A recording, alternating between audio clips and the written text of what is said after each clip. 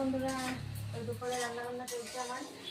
তো আজকে যে সোয়াবিন নিলাম, তো সবজি বেশি নেই, কালকে সানডে বাজার করবো, আজকে আর যাই নাই তোমাদের দাদাভাই। তো আজকে মানা করেছি আমি, এ লাগবে না। আর কি বানাবো বলো তো?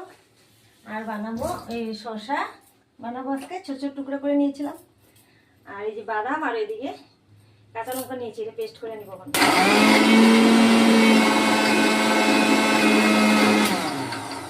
তো ওই যে কাঁচা লঙ্কা আর বাদামটা পেস্ট করে নিলাম, আর ওই শসাটা আছে ওইটা মানে কি দিব, ওইটা কালা জিরা ফোড়ন দিয়ে, কালা জিরা ফোড়ন দিয়ে ওইটা বানাবো, ঠিক আছে?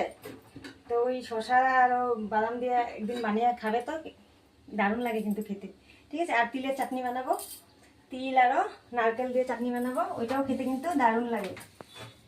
তো তোমাদের কেমন লাগে তিলের চাটনি, যে একটু কমেন্ট করে জানাবে আমাকে।